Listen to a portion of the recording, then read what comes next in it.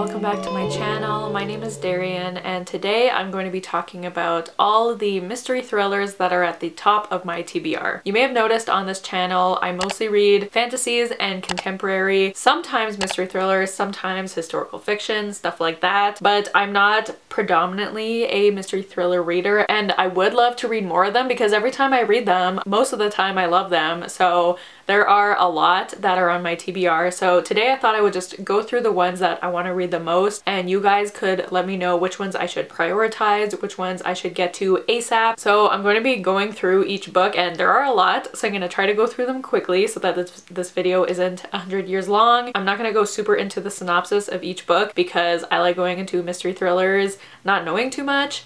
So hopefully that's okay, but yeah, I just wanted to share the books that are on my TBR and a little bit about what they're about, and you guys could let me know which ones to read. So the first one I'm going to talk about is Local Woman Missing by Mary Kubica. I know Casey read this recently and I think she gave it 5 stars, but that could be wrong.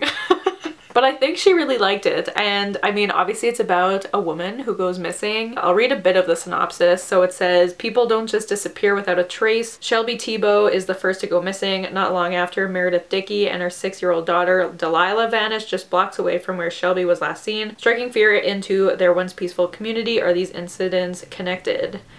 That's all I want to read from the synopsis, but I've heard this book is really good. I think Kayla also read it recently and really liked it, so I definitely want to check that one out. The next one is In My Dreams, I Hold a Knife by, who's it by? Ashley Winstead. And this one I know Kayla read recently and really liked it. And all I want to know from the synopsis, it says 6 friends, 1 college reunion, 1 unsolved murder. That's all I want to know. So I'm pretty sure one of their friends probably died in college and now they're seeing each other for the first time at their reunion. That's what I'm assuming it's about. And first of all, I love the cover of this book, but I've just heard really good things about this one and I really want to read it. Next we have Rock, Paper, Scissors by Alice Feeney, and I know Sydney read this one recently and loved it. I'm just gonna talk about all the people who I know have read these books. But the synopsis says, think you know the person you married? Think again. Things have been wrong with Mr. and Mrs. Wright. Mr. and Mrs. Wright for a long time. When Adam and Amelia went a weekend away to Scotland, it might be just what their marriage needs. Self-confessed workaholic and screenwriter Adam Wright has lived with face blindness his whole life. He can't recognize friends or family or even his own wife. Every anniversary, the couple exchange traditional gifts, paper, cotton, pottery, tin, and each year Adam's wife writes him a letter that she never lets him read. Until now. Okay, that's all I want to read. That sounds very interesting. Again, I've heard a lot of good things about this one, and yeah. So the next one I actually got an ARC of through my work, and I'm pretty sure it's already out. Yeah, it came out in October, and I didn't read it because I'm dumb. So it's These Silent Woods by Kimmy Cunningham Grant, and I love this cover. Like, I know it's really simple, but there's just something about it that I love. So it says, story of survival, sacrifice, and how far a father will go. No electricity. For 8 years, Cooper and his young daughter Finch have lived in isolation in the northern Appalachian woods, haunted by the painful truth of what it took to get them there. Cooper does everything in his power to raise Finch amidst the beautiful but brutal wilderness. No family. The only people who know they exist are Scotland. Oh, Scotland is a person. I was like, the country knows they exist. An overly friendly hermit and Cooper's old friend Jake, who visits each winter to bring them supplies, but this year Jake doesn't show up, setting off an irreversible chain of events that reveals just how precarious their situation really is. No hiding from the truth. Suddenly the boundaries of their safe haven have become blurred, and when a stranger wanders into their woods, Finch's growing obsession with her... Oh. Why can't I read today? Finch's growing obsession with her could put them all in danger, forcing Cooper to finally confront the sins of his past. Will there ever be peace in the quiet?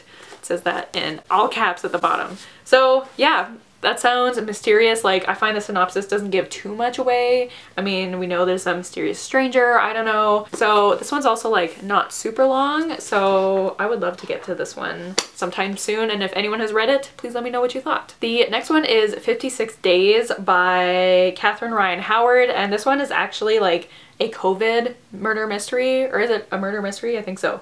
No one knew they'd moved in together, now one of them is dead. Could this be the perfect murder?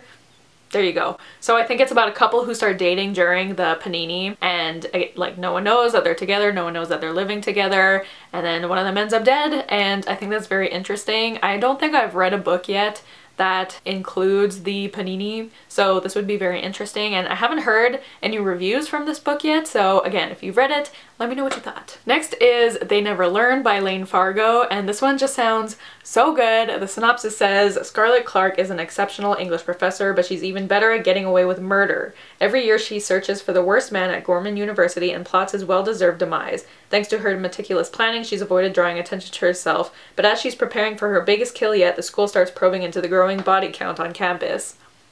That's all I need to know, like a woman killing horrible men. And like, I guess it has dark academia vibes because it takes place at a university. Like, yes please. And I've heard great things. I know Casey really liked this book. I know Sydney really liked this book. I'm just very excited to read it, so that sounds great. Next we have The Last Flight by Julie Clark, and this one says, Claire Cook has a perfect life, but behind closed doors, nothing is quite as it seems. That perfect husband has a temper that burns as bright as his promising political career, and he's not above using his staff to track Clary's every move. His staff. I'm saying like a staff. And anyways. But what he doesn't know is that Claire has worked for months on a plan to vanish. A chance meeting in an airport bar brings her together with a woman whose circumstances seem equally dire. Together they make a last-minute decision to switch tickets, Claire taking Ava's flight to Oakland and Ava traveling to Puerto Rico as Claire. But when the flight to Puerto Rico goes down, Claire realizes it's no longer a head start, but a new life. Cut off, out of options, with the news of her death about to explode in the media, Claire will assume Ava's identity, along with it the secrets Ava fought so hard to keep hidden. So that synopsis just sounds so interesting to me. Like, now she's forced to take on this new identity because the world thinks she's dead. Like, that sounds crazy, and I really want to read it. I want to know what happens. So next we have Finley Donovan is Killing It by Elle Cosimano. And this one is actually the first book in a series. So it says Finley Donovan is killing it, except she's really not. She's a stressed out single mom of two and struggling novelist. Finley's life is in chaos. The new book she promised her literary agent isn't written, her ex-husband fired the nanny without telling her, and this morning she had to send her 4-year-old to school with hair duct taped to her head after an incident with scissors. When Finley is overheard discussing the plot of her new suspense novel with her agent over lunch, she's mistaken for a contract killer and inadvertently accepts an offer to dispose of a problem husband in order to make ends meet.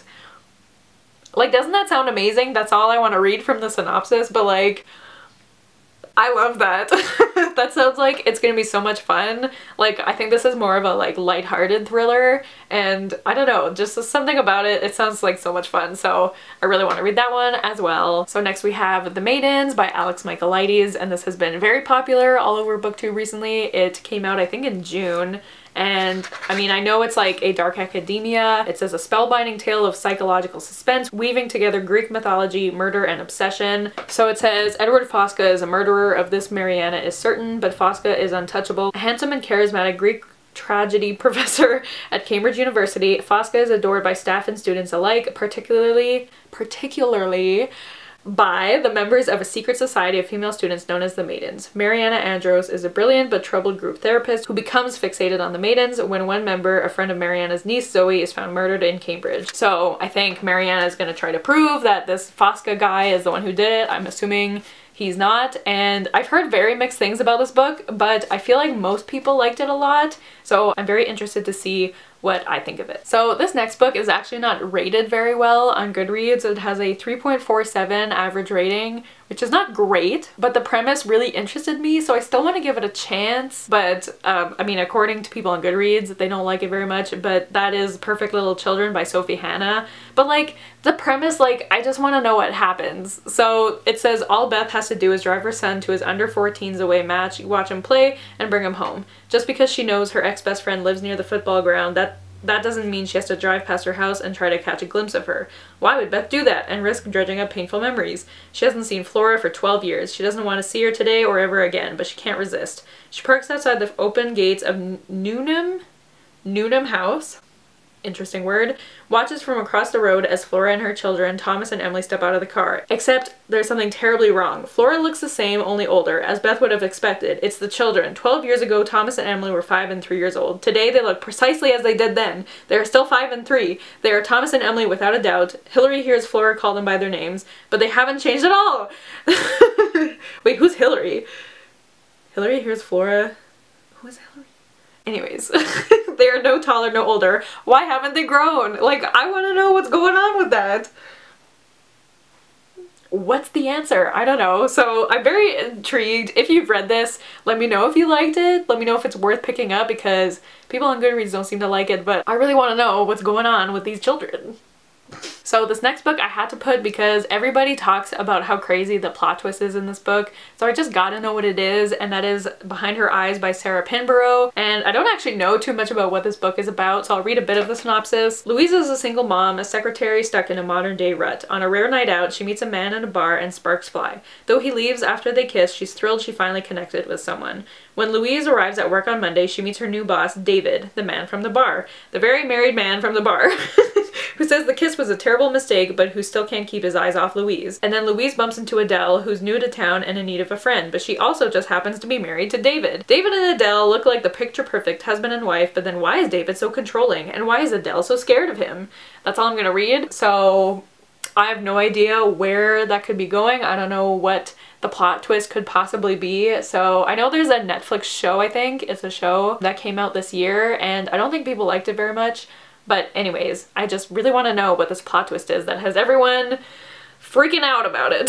So yeah. Next we have this book that I've owned for a while that I just keep forgetting I own, so I never even think about picking it up. But that is I Killed Zoe Spanos by Kit Frick. And first of all, this cover is so pretty, and like it has blue sprayed edges. So I love the vibes of this book. And it says, what happened to Zoe won't stay buried. When Anna Kichoni arrives at the small Hamptons village of Heron Mills for a summer nanny gig, she has high hopes for a fresh start. What she finds instead is a community on edge after the disappearance of Zoe Spanos, a local girl who has been missing since New Year's Eve. Anna bears an eerie resemblance to Zoe, and her mere presence in town stirs up still raw feelings about the unsolved case. As Anna delves deeper into the mystery, stepping further and further into Zoe's life, she becomes increasingly convinced that she and Zoe are connected and that she knows what happened on New Year's. 2 months later, Zoe's body is found in a nearby lake, and Anna is charged with manslaughter. But Anna's confession is riddled with holes, and Martina Green, teen host of the Missing Zoe podcast, isn't satisfied. Did Anna really kill Zoe? And if not, can Martina's podcast uncover the truth? So I don't know what's going on there. It sounds very interesting. I'm pretty sure this is YA, and I haven't heard anybody talk about this. So if you've read this, please let me know, because I just want to know what's going on with the book. So next is another very popular book on Goodreads. Next is another very popular book on BookTube, and that is Monday's Not Coming by Tiffany D. Jackson. Again, I know Casey loves this book. I know Lisa really likes this book. So it says, Monday Charles is missing and only Claudia seems to notice. Claudia and Monday have always been inseparable, more sisters than friends. So when Monday doesn't turn up for the first day of school, Claudia is worried. When she doesn't show for the second day or second week, Claudia knows that something is wrong. Monday wouldn't just leave her to endure tests and bullies alone. Not after last year's rumors, and not with her grades on the line. Now Claudia needs her best and only friend more than ever. But Monday's mother refuses to give Claudia a straight answer, and Monday's sister April is even less help. As Claudia digs deeper into her friend's disappearance, she discovers that no one seems to remember the last time they saw Monday. How can a teenage girl just vanish without anyone noticing that she's gone? So that sounds very intriguing, because like I'm like, yeah, how can they not know? You know? So, and I've heard, again, like the reveals in this book are really great. So I also loved Grown by Tiffany D. Jackson, so I do want to read more of her books. And this seems to be a lot of people's favorite of hers, so very excited to get to this one also. Okay, the next one a lot of people will be happy about, including Casey, but that is A Good Girl's Guide to Murder by Holly Jackson. This one, okay, I had to change my battery, so apologies if the angle is a bit different. But as I was saying, everybody loves this book so much, so I really need to get to it. So the synopsis says, the case is closed. 5 years ago, schoolgirl Andy Bell was murdered by Sal Singh. The police know he did it. Everyone in town knows he did it. But having grown up in the same small town that was consumed by the murder, Pippa Fitz Amobi isn't so sure. When she chooses the case as a topic of her final year project, she starts to uncover secrets that someone in town desperately wants to stay hidden. And if the real killer is still out there, how far will they go to keep Pip from the truth? So, sounds very interesting. I mean, I know everyone seems to love this book and this series, so I am excited to start it. The next book is All Your Twisted Secrets by Diana Urban, and this book sounds very much like The Breakfast Club meets murder. So the synopsis says, welcome to dinner, and again, congratulations on being selected. Now you must do the selecting. What do the queen bee, star athlete, valedictorian, stoner, loner, and music geek all have in common? They were all invited to a scholarship dinner only to discover it's a trap. Someone has locked them into a room with a bomb, a syringe filled with poison, and a note saying they have an hour to pick someone to kill or everyone else dies. That's all I'm gonna read, but That sounds very interesting as well. I feel like I'm saying the same thing about all these books, but all these books I'm just like, I want to know what happens. Like, all these synopses makes me just want to pick these books up and see what the heck is going on. So there's that one as well. Next we have Sometimes I Lie by Alice Feeney, who also wrote Rock, Paper, Scissors. I talked about that before, but this one, I love the synopsis. So it says, my name is Amber Reynolds. There are 3 things you should know about me. 1, I'm in a coma. 2, my husband doesn't love me anymore. 3, sometimes I lie. Amber wakes up in a hospital. She can't move, she can't speak, she can't open her eyes. She can hear everyone around her, but they have no idea. Amber doesn't remember what happened, but she has a suspicion her husband has something to do with it. Alternating between her paralyzed present, the week before her accident, and a series of childhood diaries from 20 years ago, this brilliant psychological thriller asks, is something really a lie if you believe it's the truth? Like, what does that mean? I don't know, but I really like this idea of like her being in a coma and she can hear everything going on around her, but no one knows that she can hear. So I'm assuming she's an unreliable narrator, especially with a title like Sometimes I Lie, like one would assume. But yeah, that one definitely sounds interesting to me. Okay, I only have 2 books left, I promise, but the next one is A Study in Charlotte by Brittany Cavallaro. I know Rachel really loves this series, so I definitely want to pick it up, especially because it's about the descendants of Sherlock Holmes and Watson. Like, I love Sherlock Holmes. I love any story that has to do with Sherlock Holmes. It's great. I'll just read a bit of the synopsis. It says, the last thing Jamie Watson wants is a rugby scholarship to Sherringford, a Connecticut prep school just an hour away from his estranged father. But that's not the only complication. Sherringford is also home to Charlotte Holmes, the famous detective's great-great-great-granddaughter, who has inherited not only Sherlock's genius, but also his volatile temperament. So I'm assuming they have to work together. There's gonna be some mysteries, and it just sounds really cute, and I know there's a romance between Jamie and Charlotte, so yeah, I definitely want to pick this one up soon. And finally, we have another booktube darling, and that is Truly Devious by Maureen Johnson. So I know a lot of people who are obsessed with this series, especially this first book. So again, I'll read you a bit of the synopsis. Ellingham Academy is a famous private school in Vermont, founded by an early 20th century tycoon for the best and brightest students around. When Ellingham's wife and daughter were kidnapped, the only clue was a mocking riddle listing methods of murder, signed with the frightening pseudonym Truly Devious. Their disappearance became one of the great unsolved crimes in history. Many years later, true crime aficionado Stevie Bell is set to begin her first year at the academy, and she is determined to solve this cold case. That is, she will solve it when she gets a grip on her demanding new school life and her housemates. The inventor, the novelist, the actor, the artist, and the Joker. But Truly Devious makes a surprise return. The past has crawled out of its grave and someone has gotten away with murder. So I know this is YA, so it's not going to be super dark, but I've heard that even though it is YA, like, there's some definitely creepy moments in this. I've also heard that there's great anxiety rep in this book, which sounds great to me. So yeah, definitely looking forward to this one. This is another one I've owned for a long time, so I can't believe I haven't picked this up yet, but I am very excited to read this. So there you go. Those are all the mystery thrillers that are at the top of my TBR right now. I'm sure there's some that I'm forgetting about, but those are all definitely books that I want to get to soon. So let me know if you've read any of these books and which ones you would recommend, or if there's any like Perfect Little Children, I think that's what it's called, any that I should stay away from. But yeah, that's it for today's video. Thank you guys so much for watching. Don't forget to like, comment, and subscribe, and I'll see you guys soon with another video soon. Bye!